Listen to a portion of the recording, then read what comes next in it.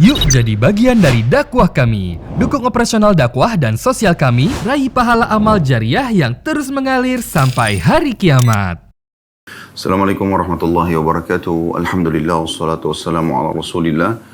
Segala puji dan puja kehadirat Allah Subhanahu wa taala, juga salawat dan taslim kepada Nabi besar Muhammad sallallahu alaihi wa ala alihi wa sahbihi wasallam. Kita akan masuk teman-teman sekalian di hadis kita pada siang ini. Semoga Allah berkahi. Hadis nomor 562 masih di bab yang sama. Berbunyi dari Abu Kabsha Amr bin Sa'ad Al-Anmari radhiyallahu anhum, bahwa beliau mendengarkan Rasulullah sallallahu alaihi wasallam bersabda, "Thalathatun uqsimu alaihinna wa uhaddithukum hadithan fahfadhuhu. Ma naqasa malu 'abdin min sadaqah wa la zulima 'abdun madlamatan sabara 'alaiha illa zadahu Allahu 'izza wa la fataha 'abdun baba mas'alatin illa fataha Allahu 'alaihi baba faqrin aw kalimatan nahwaha." Hadis ini terjemahannya adalah, kata Nabi SAW, ada 3 hal yang aku bersumpah atasnya. Ya, saking pentingnya untuk dihafal dan diperhatikan, diterapkan dalam kehidupan, Nabi SAW bersumpah atas 3 hal ini. Dan aku akan menyampaikan sebuah hadis yang berisikan 3 hal yang aku akan bersumpah itu kepada kalian. Maka jagalah dan hafallah baik-baik hadis tersebut. Lalu beliau menyebutkan hadisnya. Harta seorang hamba tidak akan berkurang karena sedekah. Kemudian yang kedua, tidaklah seorang hamba dianiaya dengan sebuah penganiayaan lalu dia bersabar, melainkan Allah akan menambahkan kemuliaan kepadanya. Dan yang ketiga, tidaklah seorang hamba membuka pintu mengemis atau meminta-minta, melainkan Allah akan membuka pintu kemelaratan baginya, atau kata yang serupa dengannya. Ini hadis dari Abu Kabsha. Kemudian juga Imam Nawawi mengatakan, dan aku pun akan menambahkan sebuah hadis kepada kalian, maka peliharalah baik-baik. Dan Nabi SAW bersabda, maaf, saya ulangi, bukan Imam Nawawi, ini lanjutan hadis Nabi SAW, tapi Imam Nawawi memberikan paragraf baru, cuma ini sambungan hadis. Kata Nabi SAW selanjutnya, "Innamad dunya li arba'ati nafar. Abdin razaqahu Allah malan wa ilman, fahuwa yattaki fihi rabbah, wa yasilu fihi rahimah, wa ya'lamu lillahi fihi haqqan, fahada bi afdalil manazil. Wa abdin razaqahu Allah ilman, wa lam yarzukhu malan, fahuwa sadiqun niyya, yaqulu law anna li malan la amiltu bi amali fulan. Fahuwa bi niyyatihi fa ajruhuma sawa'. Wa 'abdin razaqahu Allah malan wa lam yarzuqhu 'ilman fahuwa yakhbitu fi mali bighairi 'ilm, la yattaki fihi rabbahu wa la yasilu fihi rahimah wa la ya'lamu lillahi fihi haqqan, fahadha bi akhbathil manazil. Wa 'abdin lam yarzuqhu Allah malan wa la 'ilman fahuwa yaqul law anna li malan la 'amiltu fihi bi 'amali fulan fahuwa bi niyyatihi fa wizruhuma sawa'." Hadis ini diriwayatkan Tirmidzi dengan sanad hasan. Terjemahannya, potongan yang kedua dari hadis. Kata Nabi SAW, sungguhnya dunia ini dimiliki, atau dunia ini terdiri dari 4 golongan manusia. Yang pertama, seorang hamba yang dikaruniai harta dan ilmu oleh Allah Subhanahu wa taala, sudah kaya, pintar ya, dalam ilmu agama. Lalu dengan karunia itu dia bertakwa kepada Tuhannya, menyambung hubungan kekerabatannya, dan mengetahui hak Allah di dalam harta dan ilmu tersebut. Ini adalah kedudukan yang paling tinggi, manusia yang terbaik. Kemudian yang kedua, seorang hamba dikaruniai ilmu oleh Allah dan tidak dikaruniai harta. Dia pintar agama tapi miskin secara ekonomi. Tetapi dia memiliki niat yang baik. Dia berkata, seandainya saya memiliki harta, niscaya saya akan berbuat seperti perbuatan fulan. Maksudnya golongan tadi yang diberikan ilmu dan harta.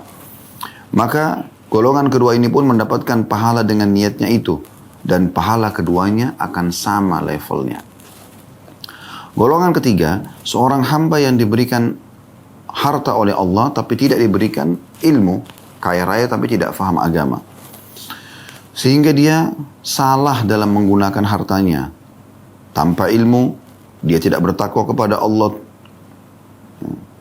atau dia tidak bertakwa kepada Tuhannya di dalamnya, maksudnya dalam mengelola harta tersebut, tidak menyambung hubungan kekerabatannya, dan tidak mengetahui hak Allah di dalamnya.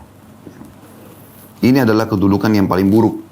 Ini golongan ketiga, cuma punya harta tapi tidak faham ilmu agama, sehingga dia salah dalam mengelola hartanya. Kemudian yang keempat adalah seseorang hamba yang tidak diberikan harta maupun ilmu oleh Allah. Jadi miskin dan bodoh secara ilmu agama. Dia berkata, seandainya saya memiliki harta, niscaya saya akan melakukan seperti apa yang dilakukan oleh fulan. Dia melihat golongan yang ketiga, yang memiliki harta tapi tidak punya ilmu. Niscaya saya akan melakukan seperti perbuatan si fulan. Maka kata Nabi SAW, ya, dia akan mendapatkan dengan niat itu dosa, ya, dan maka dosanya, ya, sama. Bagi yang pegang bukunya, kalau cetakannya sama dengan saya, di sini ada kekeliruan terjemahannya, ada kalimat yang kurang. Di sini, maka dia dalam kurung mendapatkan pahala. Sebenarnya dia dalam kurung tidak mendapatkan pahala. Jadi ada potongan kata-kata tidak. Dengan niat itu, bahkan justru dia mendapatkan dosa dan dosanya sama dengan golongan yang ketiga. Hadits ini teman-teman sekalian cukup panjang. Dan hadits ini memberikan banyak sekali pelajaran kepada kita. Dan seperti biasa, kita akan coba memberikan gambaran umum dulu dari hadits ini. Kemudian kita akan korek mutiara-mutiara ilmu yang ada di dalamnya. Secara umum teman-teman sekalian, hadits ini memberikan gambaran tentang salah satu pesan yang sangat mahal dari baginda Nabi SAW yang harusnya setiap muslim dan muslimah memperhatikan secara khusus. Karena Nabi SAW menyuruh menghafalnya dan menerapkan dalam kehidupan. Artinya jangan pernah ragu dengan apa yang aku sampaikan ini dan terapkan dalam kehidupan. Lalu mulailah dengan tidak akan berkurang harta karena sedekah, ya. Tidak ada orang yang terzalimi kemudian dia sabar, kecuali pasti Allah akan, ya, muliakan. Kemudian tidak ada orang yang membuka pintu minta-minta mengemis, kecuali pasti akan, ya, dibukakan pintu kemiskinan, kemelaratan, gitu kan. Jadi, kapan dia mengemis sementara dia mampu, maka Allah akan bukakan pintu kemiskinan. Kemudian Nabi SAW menjelaskan manusia di dunia ada 4 golongan. Yang pertama yang Allah berikan ilmu dan harta, lalu kemudian dia sibuk bertakwa kepada Allah atau menghabiskan keduanya di jalan Allah. Menghabiskan tanda kutip di sini, ya. Dia terus mengajar dan dia terus bersedekah. Kemudian yang kedua, orang yang Allah kasih ilmu tapi tidak punya harta, tapi karena dia betul-betul niat tulus, dia mengatakan, ya Allah, kalau seandainya engkau memberikan kepadaku harta seperti si fulan, golongan pertama, yang banyak membangun masjid, rumah anak yatim dan segala macam, saya juga akan buat yang sama. Dan benar-benar kalau Allah kasih dia harta, dia akan buat itu. Maka dua-duanya sama pahalanya dengan niat yang baik tadi. Nanti akan kita jelaskan panjang lebar dalam mutiara ilmunya, insya Allah. Kemudian yang ketiga, yang Allah karuniahi harta tanpa ilmu, tidak pernah mau belajar ilmu agama, sehingga dia tidak tahu mana halal, mana haram. Dia tidak tahu haknya Allah dalam harta tersebut. Maka ini adalah kelompok, kata Nabi SAW, yang buruk. Kemudian yang keempat, yang lebih buruk lagi adalah yang tidak dikaruniai ilmu dan harta. Namun dia tidak melihat golongan pertama dan yang kedua, namun dia melihat golongan yang ketiga sambil mengatakan, dan dia dengan niatnya bertekad benar, kalau seandainya saya punya harta seperti fulan, golongan yang ketiga yang sibuk malah bangun diskotik, bar dan segala macam, maka saya akan buat yang sama. Dengan niatnya itu, maka dosanya sama dengan golongan yang ketiga. Ini sangat bodoh sekali. Karena sudah tidak punya ilmu, tidak punya harta, lalu panen dosa sama dengan orang yang berlaku maksiat tadi. Inilah kurang lebih garis besarnya hadis yang sedang kita akan bahas insya Allah. Baik, kita akan korek mutiara hadis ini. Yang pertama, pentingnya seseorang muslim untuk menerapkan wasiat-wasiat Nabi SAW. Bukan hanya hadis ini, seluruh hadis Nabi SAW. Dimulai dari perintah-perintah yang berisikan hal wajib, ya, sampai kepada hal yang sunnah.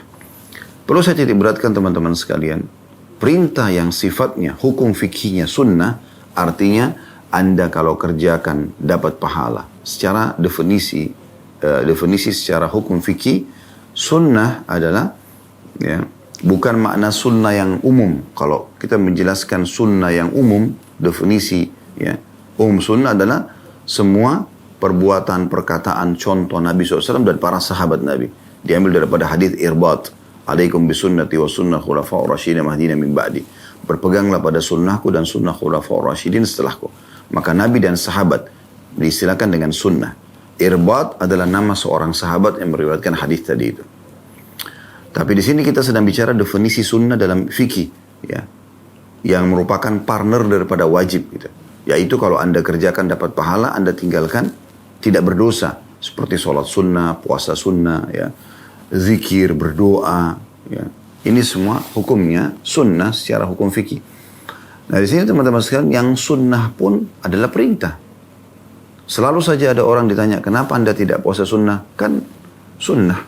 Artinya, tidak apa-apa kan saya tidak berdosa. Ya dia tidak kerjakan. Kenapa enggak sholat sunnah duha, sholat tahajud, ya. Misalnya, kenapa enggak sujud syukur? Kenapa enggak sujud tilawah? Kenapa enggak sibuk berzikir, berdoa, membaca Al-Quran? Karena dia bilang itu sunnah semuanya. Artinya sunnah seakan-akan tidak perlu untuk diperintahkan. Lalu untuk apa? Baginda Nabi SAW sampaikan kalau begitu. Bagaimana ya seorang muslim harus memahami poin ini. Makanya Nabi SAW menitik beratkan di sini. Walaupun perintahnya di sini adalah sunnah, ya ada sunnahnya. Artinya di sini secara hukum fikih, yaitu bersedekah, ya, mengeluarkan ya, apa yang harus dia keluarkan, yang Allah SWT amanahkan kepada dari harta. Maka Nabi SAW tetap mengatakan, Thalathatun uqsimu alaihinna, 3 pesanku yang aku bersumpah tentang kedudukannya, tentang pentingnya kalian terapkan sebagai kehidupan kalian. Wa uhaddithukum hadithan fahfadhu. Dan aku akan ya, tuangkan ketiga pesan itu dalam sebuah hadis, hafal baik-baik.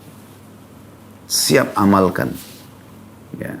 Jadi pesannya sebenarnya lebih kepada jangan milih-milih hadisku, kerjakan semuanya apa yang aku perintahkan. Apakah wajib ataupun yang sifatnya hukumnya sunnah dalam definisi fikih tadi yang sudah kita jelaskan.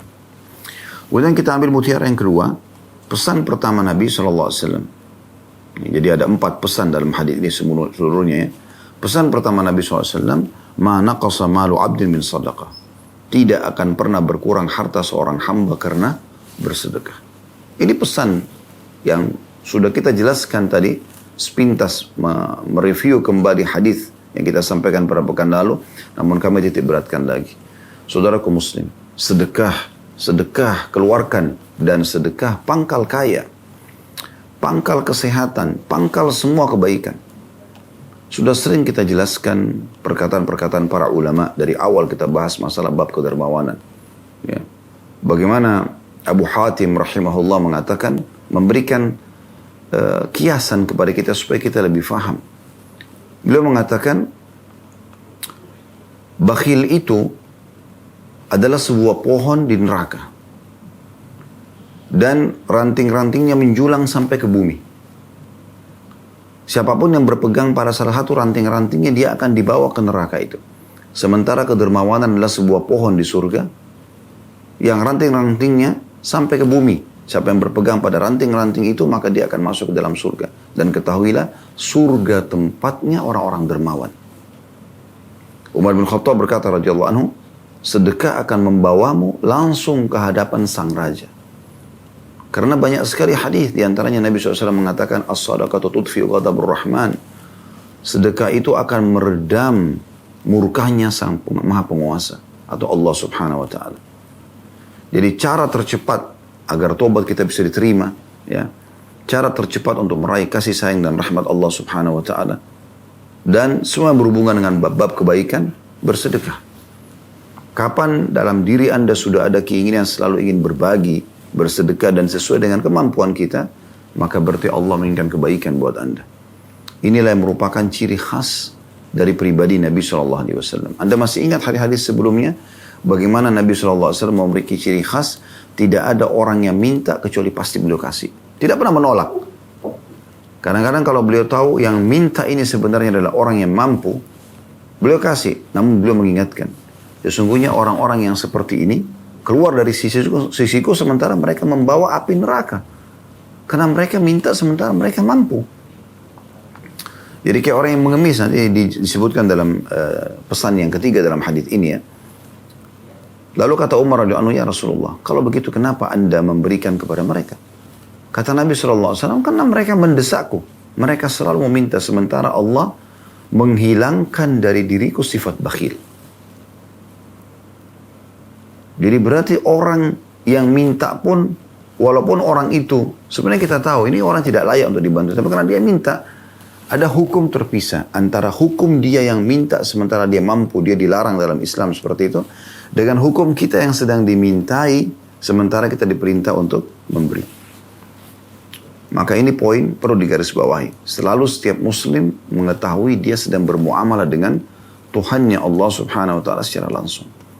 Ya. Jadi bukan bermuamalah dengan orang yang ada di depan dia, tapi dengan Tuhannya Allah subhanahu wa ta'ala. Baik.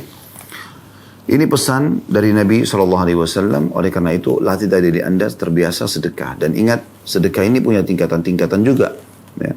Tahapan-tahapannya. Kalau Anda bersedekah, kapan ada kesempatan, atau kapan Anda mau, maka ini masih biasa saja. Karena kalau Anda punya keinginan nanti sebulan sekali, atau di hari Jumat saja, ya di kotak amal di masjid misalnya, maka cuma sepekan sekali Anda dicatat bersedekah. Begitu juga kalau Anda cuma sebulan sekali. Atau kapan Anda mood misalnya, kapan Anda mau saja. Jadi kalau setiap kali ketemu orang miskin, mungkin sudah 10 orang miskin, mengetuk kaca mobilnya, bertemu di jalan minta tolong, sudah jelas dari pakaiannya, penampilannya, sudah tidak mampu gitu.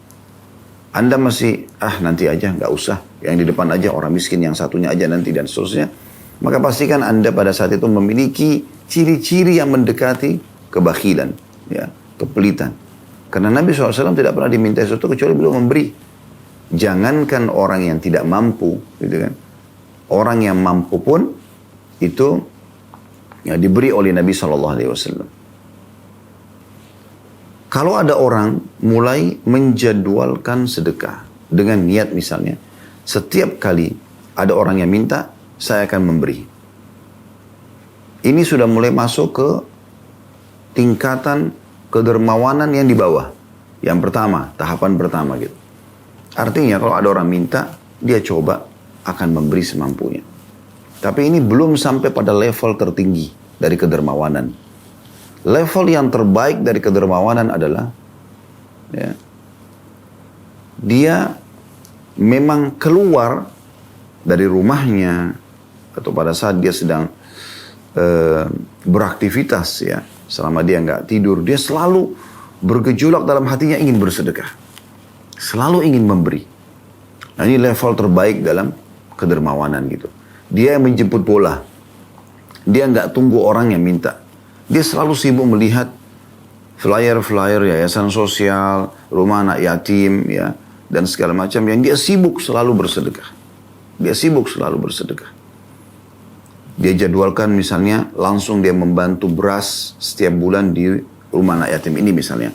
Atau ada beberapa keluarga yang memang dia sudah punya kontaknya, dia tahu alamatnya, yang dia rutin memberikan bantuan bulanan misalnya.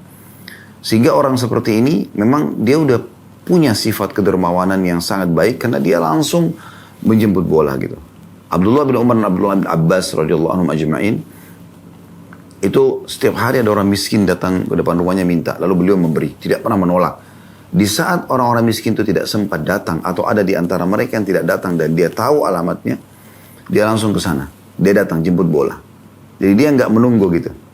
Karena kalau Anda menunggu, kalau Anda tinggal di satu komplek yang elit, ada security yang jaga, tidak memungkinkan Anda untuk, ya, atau tidak memungkinkan orang miskin untuk datang minta kepada Anda langsung.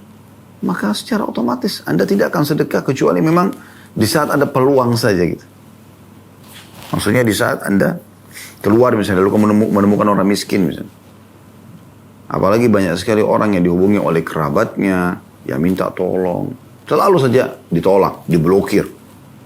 Padahal sebenarnya kita sudah diajarkan dalam Islam dan sering kami ingatkan juga dari awal bab kedermawanan ini, bahwasanya kita harus menanamkan dalam diri kita teman-teman sekalian, kita pemilik harta lebih butuh terhadap sedekah tersebut daripada orang miskin yang menerimanya. Atau daripada si penerima. Kapan prinsip Anda adalah orang miskin itu yang butuh, maka ini jadi masalah. Karena Anda selalu kalau memberi, Anda akan marah, membuang muka, Anda akan kecewa, Anda akan menyakiti hati penerima.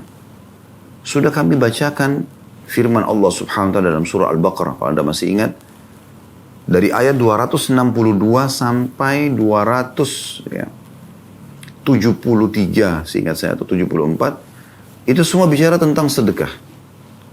Dan di antaranya di situ adalah bagaimana Allah Subhanahu wa taala menekankan kita untuk bersedekah yang terbaik, ya. Dan tidak menyakiti hati si penerima. Nah, ini penting, tidak menyakiti hati si penerima. Kenapa banyak orang yang bersedekah menyakiti hati si penerima? Karena dia pikir yang menerima sedekah lebih perlu, lebih butuh daripada dia. Padahal sebenarnya kita lebih butuh. Ya, kita sebagai pemilik harta lebih butuh terhadap sedekah tersebut. Ingat statement sebagian salaf yang pada saat ada orang-orang miskin datang lalu kemudian dia berbagi kepada mereka. Pada saat dia berbagi pada mereka, ya, lalu pergi, orang-orang miskin itu dia bilang sama murid-muridnya, lihatlah, sambil senyum dia mengatakan, lihatlah, orang-orang ini membawa amal-amal sedekah kita ini ke timbangan amal tanpa diupah sedikit pun. Dalam sekali maknanya, maksudnya, yang sudah saya berikan kepada mereka, mungkin secara kasat mata, mereka menikmatinya dari makanan, dari pakaian, dari uang misalnya. Tapi, hakikatnya itu adalah, uang yang dibawa itu akan dibawa ke timbangan amal. Misalnya kita sedekah 1 juta rupiah. Kita memberikan makan sekian banyak, pakaian sekian misalnya, lembar. Jumlah itu akan dibawa ke timbangan amal kita hari kiamat dan akan dilipat gandakan di sisi Allah Subhanahu wa taala. Masih ingat juga firman Allah Subhanahu wa taala yang artinya siapa yang bersedekah atau perumpamaan orang yang bersedekah di jalan Allah itu seperti menanam sebuah benih yang akan mengeluarkan, ya, 7 bulir yang dalam satu bulir itu ada lagi, ya, 100, ya, ada 100 biji di dalamnya. Artinya bisa sampai 700 kali lipat di sisi Allah Subhanahu wa taala. Pemahaman ini harus ditanamkan baik-baik dalam bab sedekah di dalam diri kita semuanya. Semoga Allah mudahkan kita mengamalkan tentunya. Jadi sekali lagi, sedekah pangkal semua kebaikan. Nah, bahkan saya temukan ada salah satu jemaah yang Masya Allah, bahkan lebih dari satu orang, ya, sudah beberapa orang yang berbicara sama saya. Ada yang mengatakan, Ustaz, saya sudah dengarkan tentang sedekah yang Ustaz sampaikan. Saya setelah terapkan dalam kehidupan saya seperti orang ketagihan dengan sedekah. Rasanya tidak enak kalau sudah tidak sedekah. Dan Masya Allah memang saya tahu orang ini luar biasa rezekinya. Hanya duduk di rumah, aktivitas saya tidak terlalu banyak, tapi masuk miliaran setiap bulannya. Allah mudahkan. Kuncinya sedekah terus. Ya. Dan dia kalau sedekah tidak tanggung-tanggung gitu. Dia cari seseorang yang butuh, kemudian dia memberikan sedekah kepada orang tersebut. Ya. Sebuah berupa bantuan misalnya, setelah itu dia biarkan berkreasi gitu. Dan kreatif. Berkreativitas gitu. Kemudian ada juga yang lainnya, yang satu lagi mengatakan pada saya betul-betul merasa sedekah ini solusi yang luar biasa buat saya. Gitu. Sampai kalau ada masalah apapun yang saya hadapin, makin besar masalah, makin banyak sedekah yang saya keluarkan. Dan ternyata betul-betul memberikan jalan keluar yang sangat luar biasa. Gitu. Nah, ini banyak sekali kesaksian-kesaksian yang seperti ini, yang sampai kepada kami gitu kan. Yang betul-betul memang saya melihat juga dengan mata kepala saya, para jemaah haji, jemaah umroh kami, subhanallah, yang memang di sana pun suka sekali bersedekah kepada jemaah-jemaah sendiri. Beli kurma ajwa yang mungkin dalam pandangan sebagian orang mahal, dibagi-bagi di bus, berbagi segala macam kebaikan gitu. Suka berbagi-bagi pakaian, ada yang berbagi sejadah, ada yang sibuk memberikan hadiah buat kerabat-kerabatnya pada saat dia pulang.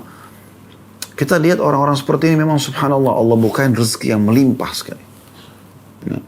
Rata-rata yang Allah limpahkan rezeki yang luas itu dan bertahan dalam kehidupan dia, bahkan pada saat dia meninggal menjadi warisan yang cukup banyak, itu karena dia buka pintu sedekah. Bahkan ini terjadi bukan hanya pada kaum muslimin. Orang non-muslim pun yang suka memberi, Allah bukakan juga pintu rezeki, walaupun dia tidak mendapat pahala dari sedekahnya. Sebagaimana Imam Qurtubi rahimahullah mengatakan, orang-orang kafir itu, beliau mengangkat beberapa hadis Nabi SAW yang kurang lebih makna hadis tersebut, orang-orang kafir yang melakukan kebaikan-kebaikan dalam pandangan agama Allah, seperti bakti dengan orang tua, menjenguk orang sakit, bersedekah misalnya ya. Ini kan dalam pandangan agama Islam atau agama Allah baik gitu. Nah, orang-orang kafir yang melakukan perbuatan ini, dia tidak dapat pahala. Lalu apa yang terjadi? Allah ganti, kata Nabi SAW, dengan kebaikan-kebaikan buat dia di dunia. Allah berikan dia kekayaan, Allah berikan dia kesehatan, Allah berikan dia keturunan segala macam. Dan Allah habiskan di dunia semuanya. Sampai kata Nabi SAW, kalian akan melihat orang-orang kafir mati mereka sangat mudah. Karena Allah ingin menghabiskan semua pahala mereka di dunia. Sementara orang mukmin, engkau akan temukan pada saat meninggal di keningnya ada keringat. Karena Allah ingin menghabiskan dosanya sebelum dia wafat. Jadi ini terjadi bukan hanya pada orang-orang muslim. Orang muslim akan mendapatkan dua manfaat. Mendapatkan balasan dari Allah subhanahu wa ta'ala di dunia dia. Dan akan mendapat pahala yang dia panen pada akhirat nanti. Sementara orang kafir hanya mendapatkan di dunia. Tapi tetap juga Allah balas kedermawanan dan kebaikan ini. Ya, bagi siapapun pelakunya. Kemudian yang kedua. Atau pesan yang ketiga maaf. Dari hadis ya. Yaitu. Wala zulima abdun mazlamatan sabara alaiha illa zadahullah izza. Dan tidak ada seorang hamba pun yang terzalimi, apapun sifatnya, kezaliman kecil ataupun besar, kemudian dia bersabar. Kecuali pasti Allah akan tambah untuknya kemuliaan. Ada orang yang gosipin Anda, ada orang yang fitnah Anda, ada orang yang menyakiti Anda, mengambil harta Anda, utang tidak bayar, apa saja. Fahami poin penting, teman-teman sekalian, bukan cuma Anda yang mengalaminya. Siapa di antara kita tidak pernah digosipin orang? Tidak pernah difitnah oleh orang? Atau adakah orang di antara kita pada saat orang lain utang, semua utangnya dibayar? Atau memang keadaan kita akan sama? Siapa di antara kita teman-teman tidak pernah mengalami keselio, sakit kepala, sakit gigi, ya, capek, letih, dan segala macam hal? Ada hal-hal yang standar yang Allah datangkan kepada semua orang. Maka jangan pada saat datang kepada Anda, justru Anda hilangkan pahala dengan berkeluh kesah. Saya pernah jelaskan di beberapa materi yang lalu, syukur dan sabar seperti dua sayap dalam kehidupan kita. Satu sisi sayap, kalau ada nikmat kita bersyukur, sisi yang lain, dan ini harus berimbang dengan tadi yang pertama. Sisi yang lain itu, sayap yang kedua adalah sabar pada saat cobaan datang. Ini harus berimbang. Kalau Anda hanya bersyukur pada saat nikmat ada, Alhamdulillah, saya lagi ada makanan, lagi ada pakaian, lagi ada ini dan itu. Namun sedikit Allah diuji di hartanya, mungkin usahanya ada yang sedikit kurang omsetnya, atau bangkrut, atau ada pegawai yang buat masalah dan segala macam. Lalu dia tidak bisa bersabar, ini gak berimbang, seperti dia tidak punya sayap. Satu lagi, bagaimana bisa seimbang penerbangan pesawat itu kalau sayapnya cuma satu? Sulit. Ya. Atau dia, ya, pada saat ada cobaan dia bersabar. Dia miskin, dia susah, dia sakit, dia bersabar, tidak berkeluh kesah. Lalu kemudian Allah bukakan pintu rezeki. Mulai ada rezekinya. Pada saat dibuka justru kufur kepada Allah subhanahu wa ta'ala. Seperti kasus Qarun di zaman Nabi Musa AS yang Allah ceritakan dalam Al-Quran. Ya. Dia dulu miskin. Lalu dia minta kepada Nabi Musa agar doakan supaya Allah bukakan dia pintu rezeki. Lalu Allah dengan doa Nabi Musa Allah berikan dia ilmu. Bisa ya mengelola emas. Sampai akhirnya dia menjadi orang yang paling kaya di kaumnya. Namun setelah itu dia jadi kufur. Akhirnya Allah tenggelamkan dengan seluruh hartanya. Oleh karena itu ini harus berimbang teman-teman. Anda harus tahu. Di saat nikmat ada, syukur. Di saat cobaan ada, bersabar. Harus ada keseimbangan. Dan para ulama kita, kaum salaf dulu sudah sangat paham poin ini. Kalau nikmat ada mereka, Alhamdulillah, Alhamdulillah. Tidak pernah lisannya berhenti. Setiap langkahnya, setiap gerakannya diikuti dengan Alhamdulillah. Karena tahu nikmat biologis yang dia nikmati, nikmat makanan, nikmat oksigen, nikmat cahaya yang bisa ditangkap oleh matanya, nikmat suara yang bisa ditangkap oleh kupingnya, suara yang dia bisa keluarkan. Dia tidak buta, tidak tuli, tidak bisu. Ya. Anggota tubuhnya masih bisa berfungsi. Segala macam nikmat yang luar biasa. Maka dia selalu mensyukurinya. Karena dia tahu Allah mengatakan dalam surah Ibrahim, La in syakartum la azidannakum wa la in kafartum inna adabi lasyadid. Kalau kalian bersyukur saya akan tambah, kalau kalian kufur maka siksaku sangat pedih. Ya. Sisi lain dia juga bersabar kalau ada cobaan. Dia nikmatin proses daripada cobaan tersebut. Apa kata Umar radhiyallahu anhu? Kalau ada seorang hamba diuji oleh Allah subhanahu wa ta'ala, maka ada dua keadaan hamba. Keadaan yang pertama adalah ini yang terbaik. Dia terima sebagai ujian dari Allah. Misal bangun tidur pagi hari sakit. Maka dia terima dulu. Oh Allah lagi uji saya. Kemudian dia bersabar. Apa itu sabar? Menerima takdir Allah. Lalu ikhtiar mencari jalan keluar. Dia minum air hangat, dia minum obat, herbal kah, dia ke dokter kah, dia ikhtiar, ini namanya sabar.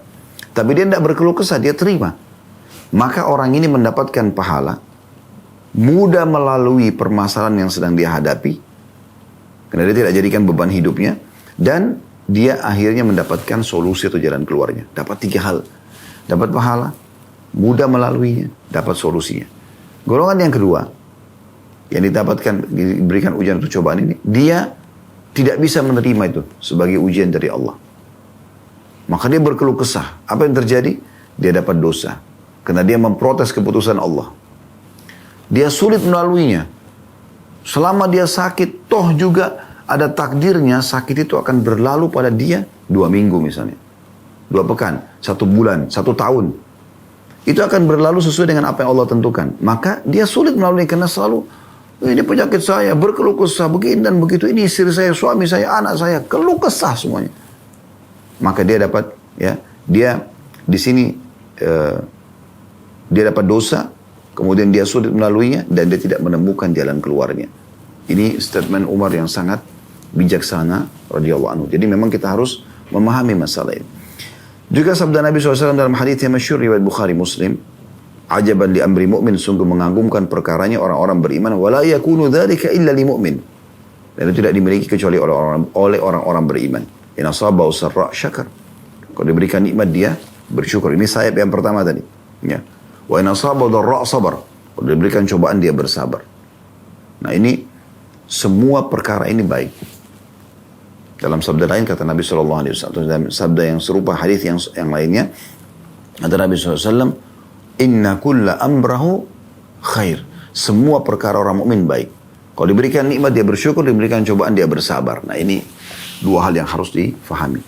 Makna daripada pesan ketiga dari hadis di sini, dan tidak ada seorang hamba yang terzalimi, kemudian dia bersabar kecuali Allah akan tambah kemuliaan apa yang tadi kami paparkan itu. Jadi kita harus bisa bersabar menerima cobaan. Bukan cuma kita sendiri, semua orang akan diuji. Dan ingat sabda Nabi SAW, ya, Allah tidak akan menguji seorang hamba di atas kemampuannya. Sejalan dengan firman Allah SWT, la yukallifullahu nafsan illa wus'aha. Allah tidak akan bebankan hamba di atas kemampuannya. Juga sabda Nabi SAW, inna idhamal ajri ma'idhamil bala. Ketahuilah besarnya kadar balasan dari Allah sesuai dengan besarnya ujian yang ada. Makin besar ujian tersebut, maka makin besar pahalanya. Ada hadis yang selalu saya jadikan pegangan hidup saya, teman-teman sekalian yang lain. Kata Nabi SAW, nanti pada hari kiamat, orang-orang yang melihat bagaimana besarnya pahala orang yang diuji dengan ujian banyak di dunia, ya, besarnya balasan yang Allah berikan kepada mereka. Orang-orang yang lihat itu, yang ujiannya sedikit di dunia, mereka berharap dikembalikan ke dunia untuk digunting-gunting kulitnya. Itu kan menyakitkan sekali, kulit kita digunting-gunting. Tapi orang-orang yang melihat nanti pada hari kiamat yang ujiannya sedikit di dunia, orang-orang yang berat ujiannya di dunia, dan dia lihat bagaimana mereka dibalas pahala orang-orang yang berat ujiannya ini, maka yang sedikit ujiannya akan berharap dikembalikan ke dunia untuk digunting-gunting kulitnya. Supaya dapat pahala seperti atau balasan seperti orang yang telah diuji yang berat itu oleh Allah Subhanahu wa taala. Baik teman-teman sekalian, kita akan lanjutkan ke mutiara yang keempat dari hadis, yaitu potongan sabda Nabi SAW, wala fatah abdun baba mas'alatin illa fatah Allah alaihi baba faqrin au kalimatan nahwaha. Dan tidak ada seorang hamba yang membuka pintu minta-minta, mengemis, kecuali pasti Allah akan bukakan baginya pintu kemelaratan atau kemiskinan. Atau kalimat yang serupa dengan itu yang disampaikan oleh Nabi SAW. Ini kata sahabat Nabi Abu Kabsh. Pesan ini penting sekali teman-teman sekalian. Anda hanya boleh membuka pintu minta di saat, ya, Anda memang membutuhkannya. Dalam arti kata, ada alasan, terutama meminta harta, ya, mengemis di sini. Kalau kondisi Anda bangkrut usaha, sekarang Anda terlilit utang sana sini. Kalau Anda tidak minta bantuan orang akan repot. Itu dibolehkan. Atau Anda punya permasalahan Anda pribadi. Anda tidak bisa lagi hidup tanpa minta pada orang karena susah sekali hidup gitu. Atau ada orang-orang yang Anda tanggung, kayak istri, anak, yang memang mengharuskan ya, Anda ini untuk ya, meminta, karena Anda tidak punya kemampuan, sudah coba melamar kerja sana sini tidak bisa dapat. Itu pun ada batasannya. Nabi SAW mengingatkan dalam penjelasan hadis. Yang tadi yang saya sampaikan sebenarnya isi daripada sebuah hadis ya. Sampai dia punya kemampuan. Di saat punya kemampuan maka tidak boleh lagi dia buka pintu-pintu meminta. Ini saking pentingnya gitu.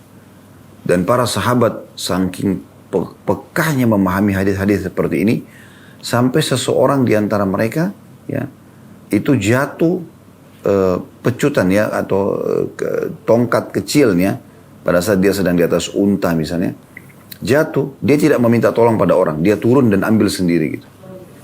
Di sini teman-teman sekalian bukan berarti Anda tidak bisa meminta tolong, enggak, bisa saja Anda minta tolong seperti orang tua kepada anak, atasan pada bawahannya, sahabat pada sahabat, itu biasa.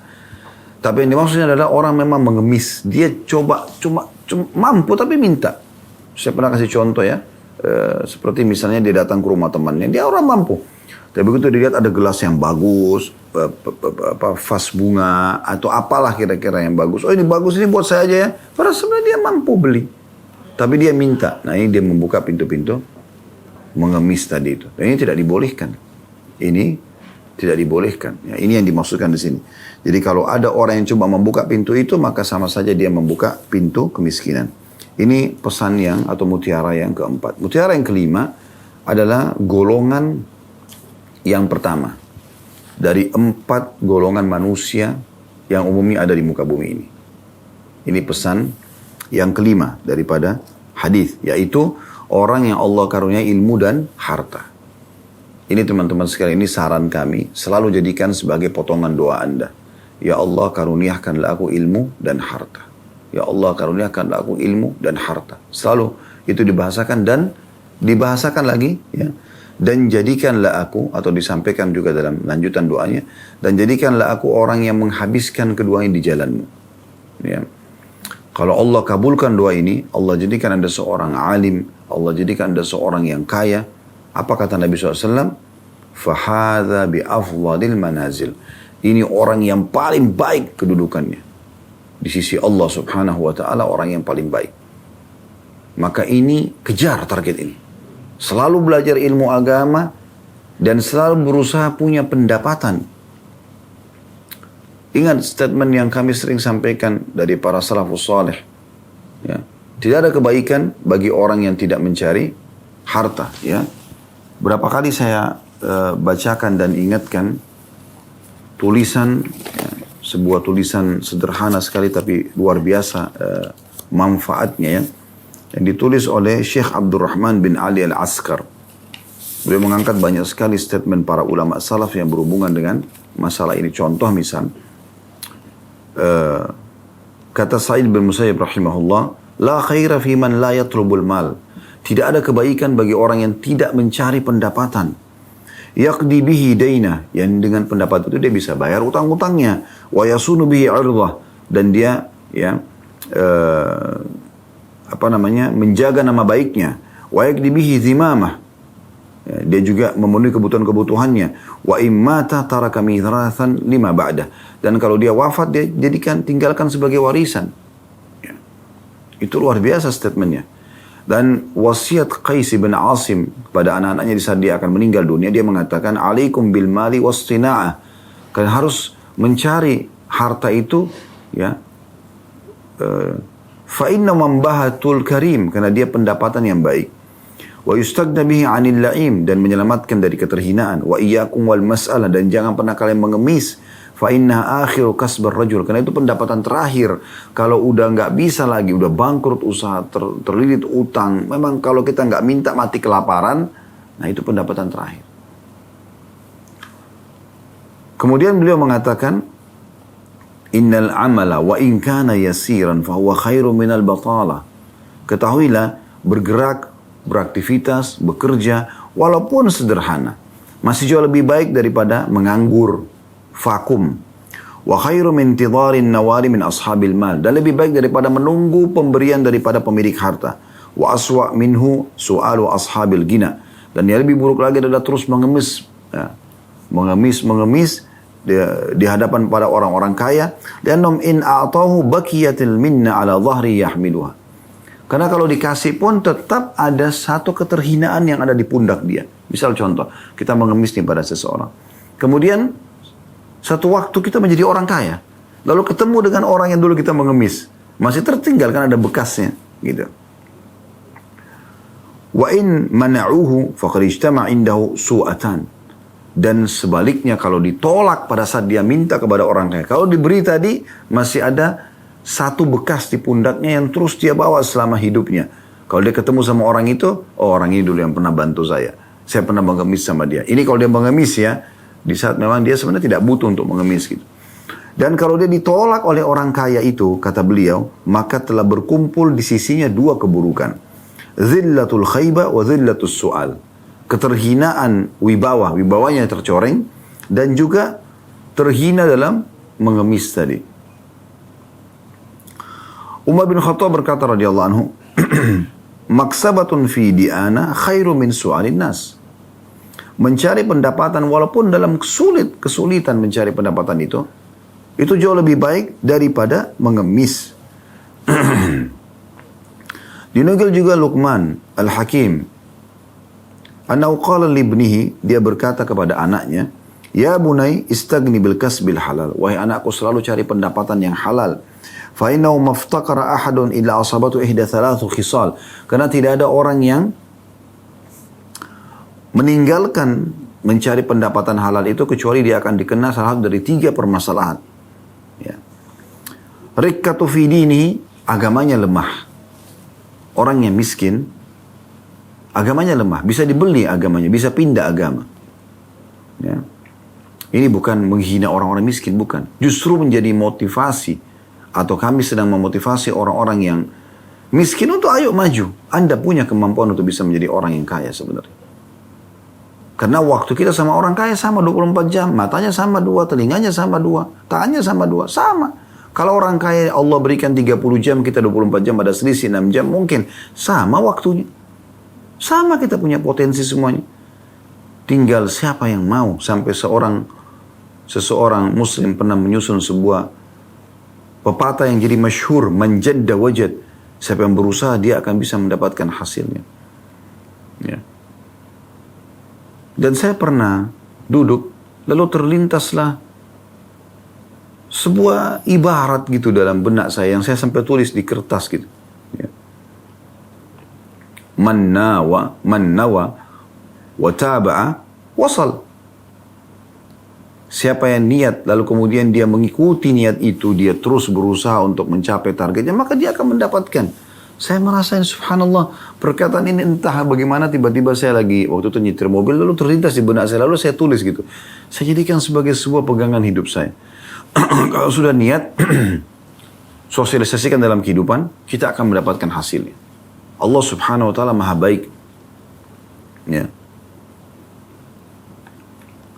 Kemudian juga ada statement yang sempat terlintas di benak saya juga, saya tulis waktu itu. Man bada'a, ya, wa taba'a nawal gitu. Siapa yang memulai sesuatu, kemudian dia terus mengikuti proses sesuatu yang sudah dia mulai itu, dia masuk jenjang pendidikan, dia mulai buka usaha, dia terus mengikuti, dia akan mendapatkan hasil daripada apa yang dia kerjakan tersebut. Ya. Kemudian yang kedua kata beliau, jadi 3 hal yang menimpa seseorang yang meninggalkan pendapatan halal. Ya. Selain agamanya lemah, yang kedua dha'fu fi aqlihi, lemahnya akalnya. Subhanallah, para pengangguran itu lemah akal. Saya tidak bicara siapapun, ini secara umum. Orang kalau biasa nganggur, muncul sifat malasnya. Dan kalau sudah malas, cuma duduk, nongkrong, orang kasih, dia tidak biasa gunakan akalnya untuk berpikir bagaimana berusaha, bagaimana mendapatkan pendapatan, bagaimana mengembangkan kalau dia sudah punya pendapatan menjadi lebih besar lagi, bagaimana dia kalau sudah sekolah, dia kejar terus jenjang pendidikan yang lebih tinggi. Dia tidak berpikir, akalnya jadi lemah. Akal kita ini kalau tidak diasah, menjadi lemah. Ini perkataan bijak sekali gitu. Kemudian yang ketiga adalah awwahaun fi muru'ati, atau tercoreng ya nama baiknya, harga dirinya. Ya, ini kalau orang tidak punya pendapatan, ya. Wa a'zam min hadza istighfafun nasu bihi, dan lebih berat daripada itu adalah bagaimana manusia menghinanya. Dan juga beliau mengatakan, ya, mengangkat statement yang menarik, beliau mengatakan wa ta'awwadha Rasulullah sallallahu alaihi wasallam min umurin katsira, dan Nabi SAW berlindung dari banyak hal, liyubayyina linnas madarratha, untuk menjelaskan kepada manusia tentang buruknya, bahayanya, mudaratnya daripada apa yang beliau berlindung darinya. Wa yasta'inu billahi alal bu'd anha, dan beliau berlindung kepada Allah agar dijauhkan dari hal tersebut. Rawa al-Imam Ahmad dan Imam itu terus tuliskan dari riwayat Imam Ahmad, anna Rasulullah SAW qala, bahwasanya Rasulullah SAW bersabda, ta'awwadu billahi minal faqri wal qillati wal dhillah, berlindunglah kepada Allah dari kefakiran, dari kekurangan, dan dari keterhinaan. Maksudnya jangan jerumuskan dirimu dalam masalah ini. Jangan pernah kau fakir, jangan pernah kau dalam keadaan kekurangan, dan jangan pernah kau menghinakan dirimu. Jadi ini Nabi SAW minta kepada Allah dan menyuruh kita agar berlindung kepada Allah dari 3 hal ini. Ya, al-faqr, kemiskinan, al-qillah, kekurangan, dan juga az-zillah, keterhinaan. Juga Nabi SAW beliau mengatakan, ya, dalam riwayat An-Nasai dan juga Abu Daud, warawa An-Nasai wa Abu Daud annahu sallallahu alaihi wasallam qala, Allahumma inni a'udzubika minal ju'i fa innahu bi'sad daji'. Ya Allah, aku berlindung kepadamu dari kelaparan, karena dia adalah seburuk-buruk keadaan. Waruya aidan annahu sallallahu alaihi wasallam qala, dan diriwayatkan juga bahwasanya Nabi SAW berkata, Allahumma inni a'udzubika minal 'ajzi wal kasal. Ya Allah, aku berlindung kepadamu dari sifat ajiz. Ajiz itu kayak orang yang putus asa, dan kasal, malas. Wal jubni wal bukhul, pengecut dan juga pelit. Wa ghalabati deni wa qahri rijal, ya, dan terlilit utang juga dikuasai oleh orang-orang. Kemudian beliau mengatakan, inna la yaliku birrajulil akil, sesungguhnya tidak layak bagi seseorang yang berakal, ay yarda li nafsi an yakuna himlan 'alal mujtama'. Sesungguhnya tidak layak bagi orang yang berakal menjadikan dirinya sebagai beban di tengah-tengah masyarakat. Sakilan la faidata min, memberatkan dan tidak ada faidah yang bisa diambil darinya. Farigan anisyugul, kosong dari aktivitas, nganggur. Yaqulu Umar radhiyallahu anhu, Umar berkata radhiyallahu anhu, inni la ara ar-rajula fayujibuni syakluh, sesungguhnya aku melihat seseorang lalu aku kagum dengan penampilannya. Fa idza sa'altu anhu faqila la amala lahu saqata min 'aini, lalu kalau aku tanyakan tentang keadaannya dan dikatakan dia pengangguran, maka jatuhlah dia di mataku. Ini kata Umar radhiyallahu anhu. Dan banyak sekali statement-statement seperti ini yang kalau kita ingin korek maka tidak terhingga jumlahnya, yang seharusnya kita memahami baik-baik. Dan hampir seluruh tulisan yang ditulis oleh Syekh Abdurrahman ini sudah pernah kami bacakan lengkap dan sangat menarik untuk disimak, dan kami sudah jadikan sebuah tema khusus. Ya, kalau Anda lihat di playlist YouTube judulnya Katakan Iya Untuk Sukses. Jadi panjang lebar kami paparkan di situ.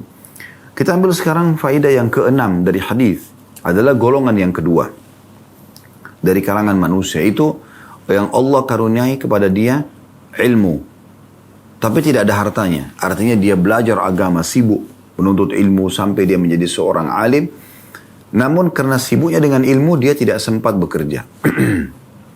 Di sini teman-teman sekalian, bukan berarti boleh orang miskin, tidak. Boleh orang cuma nuntut ilmu, tidak usah nuntut harta, tidak. Tentu orang miskin itu umum, pasti akan ada kaidah miskin itu sunnatullah. Tapi di sisi lain Allah motivasi kita, sebagaimana juga ada orang sakit dan sehat. Tapi kan Allah motivasi kita untuk sembuh, dan Allah motivasi kita untuk menjaga agar jangan kena sakit. Tapi kalau sudah sakit kita bersabar, kan begitu. Nah, kalau ada orang yang Allah karuniai ilmu, dia seorang alim tapi hartanya tidak banyak. Ada yang mencukupi dia tapi tidak banyak. Sementara di dekat dia ada golongan pertama yang Allah kasih ilmu, pintar sekali agama, dikasih juga harta. Dan dua-duanya habis di jalan Allah. Dia sibuk ngajar, sibuk bersedekah. Golongan kedua ini melihat golongan pertama tadi, yang cuma punya ilmu ini, melihat. Dan dia niat tulus dalam hatinya. Ya Allah, antara dia sama Tuhannya, dia mengatakan, Ya Allah, andai saja engkau berikan aku harta juga seperti si fulan, golongan pertama, saya benar-benar akan buat seperti dia. Karena dilihat si fulan yang A ini bangun masjid, ya, buat pesantren, semuanya digratisin, bagi makanan cuma-cuma, banyak kegiatan sosial yang dia lakukan gitu. Maka dia cemburu, tapi cemburunya tidak berharap hilang dari golongan yang pertama. Dia berharap bisa berikan, kalau memang Allah kasih kesempatan dia akan buat yang sama. Karena ketulusan niatnya, ya, maka Allah akan berikan mereka pahala sama. Allah akan berikan dia pahala sama. Jadi sebenarnya hampir seluruh amal soleh yang pernah orang lakukan, kita sempat lakukan atau tidak sempat lakukan teman-teman sekalian. Misal contoh haji. Ada orang, kita lagi lihat musim haji, orang lewat, bus-bus, sering kita lihat di Indonesia banyak bus-bus yang lewat, orang lagi pergi haji. Jangan cuma bilang, oh itu jemaah haji ya, selesai. Hanya sebatas itu. Sayang sekali. Apa manfaatnya buat Anda? Orang semua tahu dan orang sekitar Anda lihat juga orang itu pergi haji. Coba pikir hadits ini. Anda kan mungkin sudah punya ilmu, oh haji itu rukun Islam, keutamaan haji mungkin Anda sudah tahu. Kalau haji mabrur tidak ada bahasan kecuali surga misalnya. Kenapa Anda tidak jadikan diri Anda seperti hadits ini? Anda mengatakan, ya Allah, ini antara Anda sama Allah. Jangan riak, jangan bilang sama orang. Antara Anda sama Allah saja. Anda mengatakan, ya Allah, kalau seandainya Engkau karuniakan aku kesempatan seperti mereka, aku pasti akan haji juga. Misal. Semoga saja dengan ketulusan niat Allah berikan kita pahala yang sama dengan mereka. Orang bangun masjid, orang bangun rumah anak yatim, orang sibuk. Apa saja kegiatan-kegiatan kebaikan, kita niat dalam hati agar bisa diberikan kesempatan untuk melakukannya. Ingat, tidak masuk dalam hal ini, teman-teman sekalian, orang yang punya peluang tapi dia tidak mau lakukan, dia bilang saya niat saja, ini nggak bisa. Contoh misalnya, dia sebenarnya bisa bayar travel, dia bisa pergi haji, tapi dia bilang, sudahlah, saya niat saja, supaya saya dapat pahala seperti mereka. Ini nggak dapat tentunya. Bukan itu yang dimaksud. Tapi dia tidak punya kesempatan, dia tidak punya harta, kemudian dia betul-betul tulus, kalau dikasih, maka dia akan melakukan hal yang sama. Nah ini mutiara yang bisa kita ambil dari hadis juga. Ya kita sudah sebutkan mutiara pertama tentang pentingnya memahami amalan-amalan sunnah. Mutiara yang kedua tentang pentingnya bersedekah dan tidak akan berkurang harta dengan sedekah. Mutiara yang ketiga tentang sabar terhadap cobaan yang sedang datang. Mutiara yang keempat tentang tidak bolehnya membuka pintu kemiskinan. Mutiara yang kelima, golongan pertama yang terbaik dari kalangan manusia, semoga kita termasuk, adalah di karena ilmu dan harta. Mutiara yang keenam adalah orang yang Allah karuniahi ilmu tapi tidak punya harta. Cuman dia selalu kejar pahala dengan niatnya. Sekarang kita masuk ke mutiara yang ketujuh. Ya, dan ini sekaligus kita membahas dengan mutiara kedelapannya ya. Mutiara ketujuhnya yaitu golongan yang ketiga, yang Allah karuniahi harta, dia kaya raya, tapi nggak pernah mau belajar ilmu agama. Tidak pernah mau tahu mana halal, mana haram. Memang banyak perusahaannya, banyak usahanya, tapi tidak pernah tahu ini halal atau tidak. Gitu kan? Yang penting dia dapat keuntungan. Yang penting dia bisa menjadi orang yang kaya, bisa memiliki fasilitas duniawi, yang semuanya akan dia tinggalkan. Rumah mewah, mobil mewah, baju bermerek, dompet, sepatu, segala macam. Kalau Anda meninggal, mau ditaruh di mana semua itu? Dibawa ke kuburan? Tidak bakal. Pasti akan dibagi. Ingat hadis Nabi SAW. Kalau anak Anda meninggal dunia, maka akan ikut ke kuburan 3 keluarganya. Bisa dia laki-laki, istrinya, anaknya akan ikut, keluarganya ikut ke kuburan. Kemudian juga akan ikut hartanya. Dan akan ikut amalnya. Serta akan pulang dari 3 ini 2. Keluarganya akan pulang. Istrinya bisa nikah lagi sama laki-laki lain. Suaminya bisa nikah lagi sama perempuan lain. Ya. Anak-anaknya akan pulang dan beraktivitas dengan kesibukan mereka masing-masing. Kemudian yang pulang yang kedua adalah hartanya. Mobil dia semewah apapun paling jauh diparkir di pagar kuburan. Tidak akan masuk ke liang lahat dan akan jadi warisan. Orang hanya mengenang, oh ini mobilnya dia, si fulan yang meninggal. Ini rumahnya, ini bajunya, ini sepatunya. Dan itu hanya hitungan hari. Setelah itu sudah bukan jadi milik Anda lagi. Bahkan mungkin bisa hitungan menit saja. Sudah menjadi haknya ahli waris. Hak orang lain. Dan tertinggal bersama dia adalah yang ketiga, amalnya. Yang selalu dia lalaikan. Sholatnya, puasanya, dan seterusnya. Ini yang tertinggal bersama dia. Sayangnya ini justru yang dilalaikan sama dia. Oleh karena itu teman-teman sekalian, jangan selalu mengejar harta tapi tidak diikuti dengan pemahaman ilmu agama. Akhirnya Anda gunakan harta tersebut pada hal kemaksiatan. Ya. Tadi saya kasih contoh bangun diskotik, bar, karaoke segala macam. Ini jadi masalah ini. Akhirnya tersebarlah dosa-dosa dengan harta tersebut. Baik, sekarang kita masuk mutiara yang ke-8. Tentu ini buruk yang ketiga ini ya. Artinya kalau dia cuma harta saya tanpa mengetahui ilmu agama. Jadi Anda harus, kalau sekarang sudah terlanjur kaya tapi belum paham ilmu agama, belajar ilmu agama supaya tidak masuk dalam golongan ini. Golongan keempat, dan ini mutiara yang ke-8 yang terakhir, ini orang yang paling buruk. Udah miskin, pengangguran, gak mau bekerja, tambah lagi ya bodoh dalam agama, gak faham, sehingga gak bisa sholat, gak tahu bagaimana sholat itu, gak tutup aurat. Ini banyak kita temukan kadang-kadang di tengah-tengah masyarakat kita. Ya, udah susah hidupnya, bodoh lagi dalam ilmu agama. Maka mau diapakan orang seperti itu? Maksudnya apa manfaatnya dia di tengah-tengah masyarakat? Gak dekat sama Tuhannya, juga gak ada manfaatnya buat manusia. Uniknya di sini, kata Nabi SAW, golongan keempat ini, yang paling buruk, dia melihat golongan ketiga tadi, yang punya harta tapi tidak punya ilmu. Lalu dia bilang begini, kalau seandainya saya punya harta seperti ini, atau orang ini, saya diberikan seperti dia, saya akan buat yang sama. Saya akan bangun juga diskotik, bar, segala macam. Saya akan berzina sana sini, mabuk-mabukan, misal. Apa kata Nabi SAW? Fahuma fi wazri sawa. Maka dosanya sama. Ini udah nggak punya harta, dia juga nggak buat kejahatan, tapi dengan niatnya, dia bertekad kalau dikasih dia akan lakukan, maka Allah samakan dosanya. Wa na'udzubillah. Ini golongan yang paling buruk tentunya. Allahu a'lam. Semoga apa yang kita bahas hari ini bermanfaat buat kita. Kalau ada benar dari Allah, kalau ada salah dari saya mohon dimaafkan. Subhanakallahumma bihamdika, asyhadu an la ilaha illa anta, astaghfiruka wa atubu ilaik. Assalamualaikum warahmatullahi wabarakatuh.